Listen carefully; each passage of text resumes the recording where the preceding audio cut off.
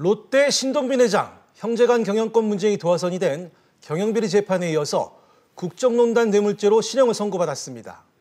마천루의 저주로까지 불렸던 롯데의 위기는 항소심에서 무죄와 집행유예를 선고받고 풀려나면서 한숨 돌린 모양새인데요. 하지만 재벌 봐주기 논란도 일고 있는데 항소심 결과와 재판을 둘러싼 논란부터 짚어보겠습니다. 자, 이광호 기자. 네. 2심은 경영비리와 국정농단 뇌물죄를 병합했는데 먼저 경영비리의 경우 1심에서와는 달리 무죄 판결을 받았습니다.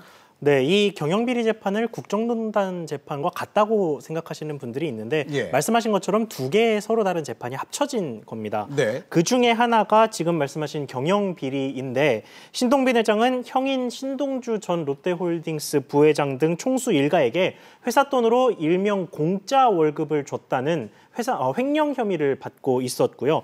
또 신격호 총괄 회장과 사실혼 관계에 있는 서미경 씨가 운영하는 유언실업에 그룹의 이익을 몰아주고 또 신영자 전 롯데복지재단 이사장에게 롯데시네마 매점 사업권을 몰아줬다는 배임 혐의 등을 받고 있었습니다. 네. 1심 재판에서 신 회장은 이게 유죄로 인정이 되면서 징역 1년 8개월에 집행유예 2년을 선고받았습니다. 그런데 2심에서 횡령 혐의는 무죄로 뒤집혔고 배임 혐의만 유죄로 인정이 됐습니다.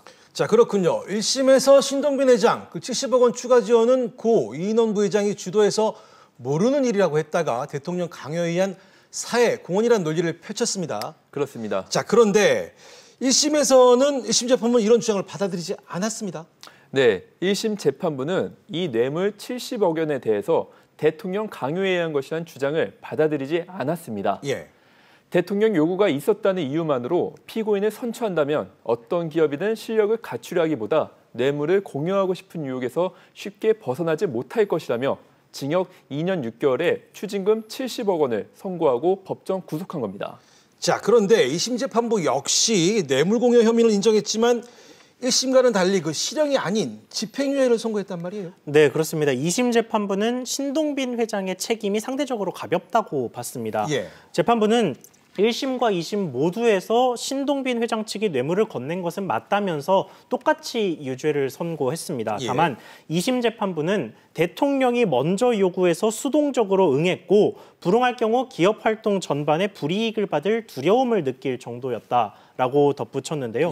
말하자면 강요의 피해자였다라는 건데 문제는 1심 재판부도 이 뇌물이 강요에 의한 뇌물이었다는 점은 인정했다는 겁니다.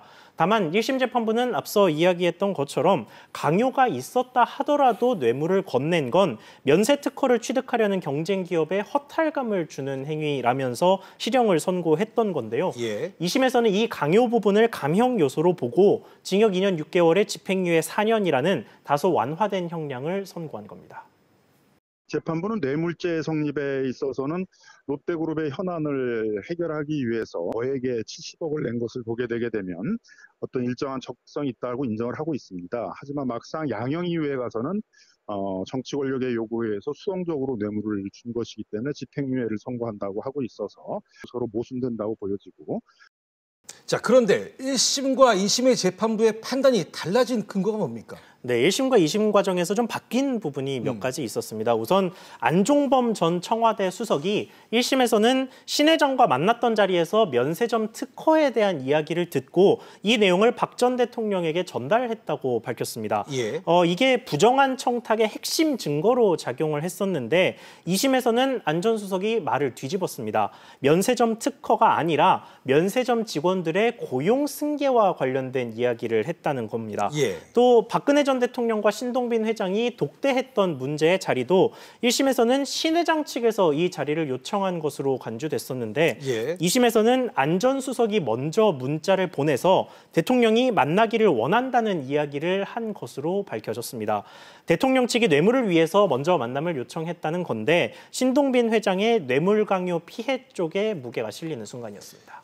네, 하지만 2심 재판부의 집행유예 선고에 대해서 검찰은 이재용 부회장에 이은 재벌 봐주기라며 강력하게 비판을 했는데요. 검찰뿐만이 아니라 이번 판결을 두고 그동안 재벌 총수들의 양형 원칙인 삼호법칙이 적용됐다는 비판의 목소리가 높습니다. 먼저 이 삼호법칙이 뭡니까? 네, 재벌 회장들에게 1심에서 실형을 선고한 뒤에 2심에서 징역 3년에 집행유예 5년을 선고하면서 풀어주는 것을 말합니다. 예. 형법 62조 집행유예 요건을 보면 3년 이하의 징역에 대해 정상을 참작할 사유가 있을 때 최대 5년 이하의 기간의 형을 유예할 수 있습니다. 1심에서는 재벌 봐주기 비판을 의식해 실형을 선고한 뒤 2심에서 집행유예가 나오도록 만드는 것입니다. 예. 총수 부재로 인한 경영 악화를 이유로 재벌 회장들에게 적용돼서 유전무죄, 무전유죄라는 비판을 받아왔습니다. 그렇군요. 그동안 이런 공식이 적용돼서 풀려난 재벌 총수들이 꽤 있습니다. 그 대표적인 사례 어떤 것들이 있을까요? 네, 지난 2008년 이건희 삼성 회장이 탈세 혐의로 1심에서 징역 3년을 선고받았지만 2심에서는 징역 3년에 집행유예 5년으로 면죄부를 받았습니다.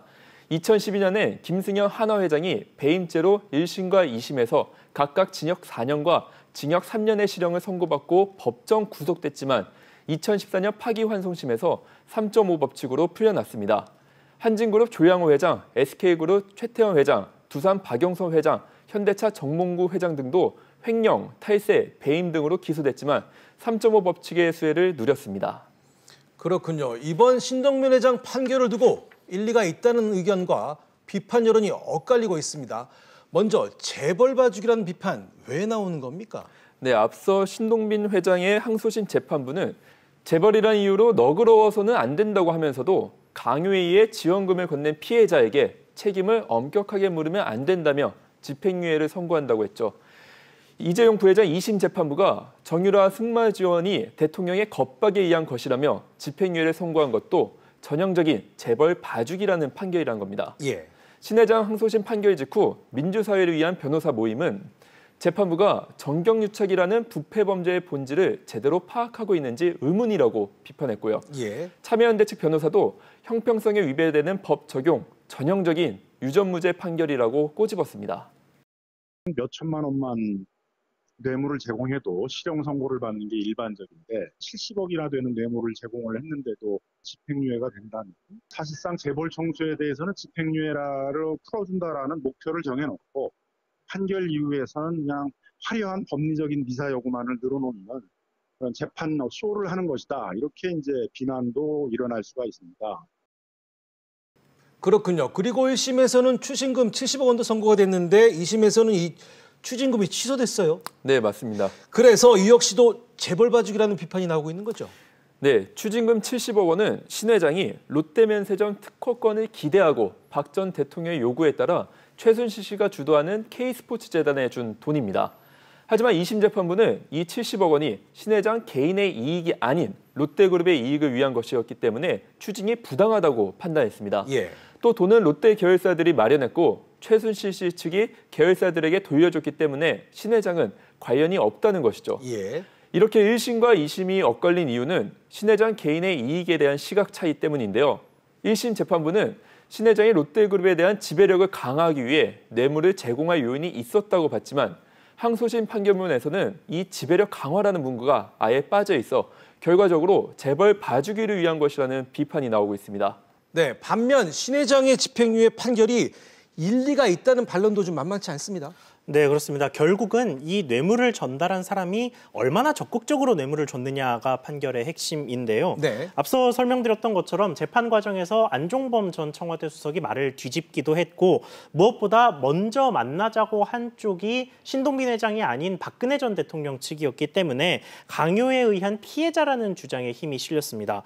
여기에 실제로 특혜를 받았다는 롯데의 면세점 심사 과정에서도 특허 심사 과정에서는 아무런 부정행위가 없었다는 감사원의 감사 결과 발표도 있었고요. 예. 또 경영 정상화를 위해서 신 회장의 선처를 구하는 탄원서 제출도 정상 참작에 한몫을 했다는 평가입니다. 본인이 롯데가 어렵기 때문에 나가서 경영에 전념해야 된다. 그래서 경영 활동을 통해서 자신이 지은 죄를 갚겠다라고 하는 어떤 반성을 계속 해온 거하고 그리고 한국노총 간부라든지 롯데 노조에서 신동빈 회장에 대한 석방을 탄원하면서 현재 롯데가 처한 어떤 경영상의 어려움 이런 것들을 얘기를 했는데 그런 것들이 주요했다고 봅니다. 자, 좀 다른 얘기지만 그 신 회장이 복역 기간 중에 그 변호인 접견이 너무 많았던 것을 놓고도 좀 논란이 일고 있어요. 네, 그렇습니다. 이 신 회장이 구속됐던 기간 동안 변호인 접견만 무려 282번이 있었습니다. 예. 신 회장 구속 기간이 200일이 조금 넘는데 여기서 뭐 휴일이나 주말 등 면회가 원천적으로 불가능한 시기를 좀 빼면 139일이 남습니다. 그러니까 하루 평균 2차례가 넘는 변호인 접견을 했다는 이야기입니다. 예. 이 변호인 접견은 교도관이 참석하는 흔히 알고 계시는 면회와 좀 달라서 별도 공간에서 교도관도 없이 편안한 분위기에서 진행이 되는데 신 회장은 일과 시간에는 사실상 이 접견실에서만 생활을 했던 셈입니다. 네. 일반 재소자들의 경우에는 1년에 인당 평균 5번에서 6번 정도의 변호인 접견만 이루어진다고 하니까 차이가 어마어마했던 셈입니다.